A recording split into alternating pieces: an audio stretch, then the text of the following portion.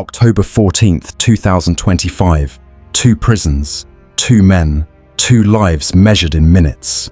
On this night, in Florida and Missouri, justice wrote 2 names into its final ledger: Samuel Lee Smithers and Lance C. Shockley. One was a church deacon turned killer. The other, a fugitive who gunned down a state trooper. They never met, but destiny tied their stories together forever.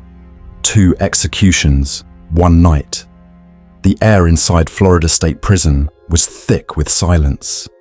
Samuel Lee Smithers sat motionless in his small cell, his hands folded as if in prayer. He had once led worship, prayed over others, guided souls toward redemption. Now he waited for his own redemption, or perhaps his reckoning. Decades earlier, in 1996, Smithers lured 2 women, Mary Lou Thompson and Vicky Smith, to his home. No one knows what was said or what snapped inside him, but by night's end, both women were dead, their bodies submerged in a backyard pond. Investigators found bruises, blood, and the quiet horror of premeditation. The man who preached mercy had drowned 2 souls and tried to bury the evidence under water and time. When the police arrived, Smithers claimed confusion, then panic, then guilt. He said it wasn't murder, it was madness, a moment of lost control. But the jury saw it differently. They saw a man who hid his sins behind faith, who knew what he had done and why. In 1998, Samuel Lee Smithers was sentenced to die. Then began the long crawl of years. Appeals, petitions, hope fading into ritual. He grew older, grayer, quieter. Prison life turned him from deacon to ghost. On the morning of October the 14th, the final notice arrived. At 6 p.m., the state would carry out his sentence. Smithers asked for a Bible, not a final meal. When the guards came, he walked without resistance. Inside the chamber, the lights were harsh and colorless. He lay down, arms strapped, IV lines taped to his skin. Asked for his last words, he whispered something no one could hear. Some thought he said, "Forgive me." Others thought it was a name. The injection began. At 6:14 p.m., Samuel Lee Smithers was pronounced dead. No outburst, no protest, just stillness. Outside the gates, families of Mary Lou Thompson and Vicky Smith held hands. One woman said, "He took everything from us. Tonight, we got a little of it back." A pastor who once worked beside Smithers shook his head. "He preached salvation," he said softly, but he forgot it applies to others, not just himself. Reporters filed their stories, lights faded, and the prison went quiet again. But the silence wasn't peace. It was the echo of a life that had turned its faith into a weapon. And while Florida closed its gates, another one was opening in Missouri. Hundreds of miles away, the sun was setting over the small town of Bonne Terre. In a cell no larger than a bedroom closet, Lance C. Shockley waited. He had been 24 when he pulled the trigger. He was 45 now. For 18 years, he had watched the same metal door close and open, the same meals slide through the slot, the same appeals end in failure. His crime was as direct as it was devastating. Trooper Carl Dwayne Graham Jr., a respected Missouri State Highway Patrol officer, was investigating a hit-and-run case. The suspect, Lance Shockley. When Graham returned home one night in March 2005, he never made it through the front door. Shockley ambushed him with a shotgun in his driveway, killing him instantly. The town mourned for months. To law enforcement, it was personal, one of their own, executed in cold blood. When Shockley was caught, he denied everything. But evidence told a different story. Tire tracks, witness accounts, a trail of fear. In court, the jury found him guilty but couldn't agree on the penalty. Under Missouri law, that decision fell to the judge, who looked him in the eye and said, "You will die for this crime."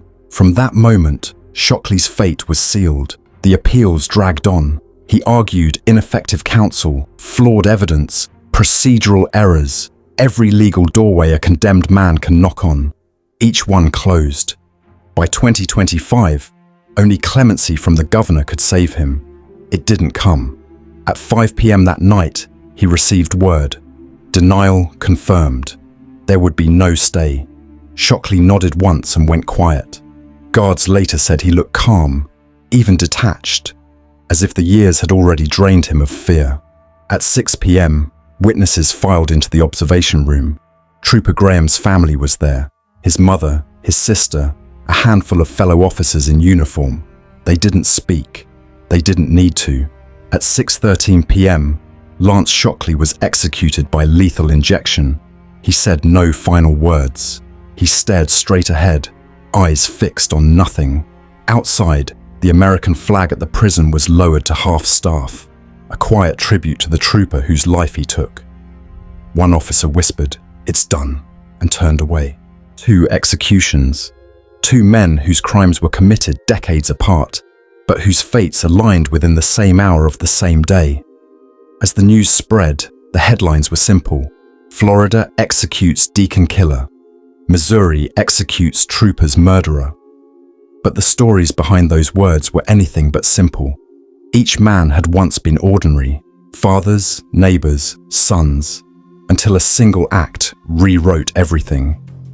And now, both had become symbols in a larger debate. Does death deliver justice or only repetition?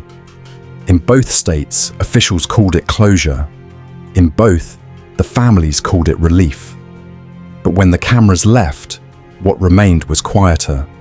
The emptiness after finality. The guards returned to their routines, the chaplains to their prayers. The same beds would soon be filled again. The same countdowns would begin. Because in America, the machinery of justice never stops. It only resets. As midnight approached, the records were filed. Samuel Lee Smithers, executed 6:14 p.m., Florida State Prison. Lance C. Shockley, executed 6:13 p.m., Missouri State Prison. 1 minute apart. 2 lives gone. 2 stories that ended not in redemption, but in ritual. And yet, behind those cold numbers are questions that refuse to die. Was justice served? Did the families sleep easier? Did the world become better because 2 men no longer breathe?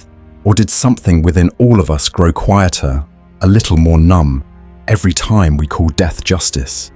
The next morning, the sun rose over both prisons, bright, indifferent, the same as it always had.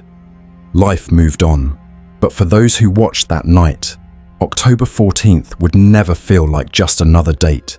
It would remain a reminder that punishment, however certain, never erases pain. Samuel Lee Smithers and Lance C. Shockley are gone. Their names will fade into archives, their crimes into documentaries, but their stories, tied forever to the same minute of the same day, still whisper a truth that can't be silenced. Justice may end a life, but it never ends the story.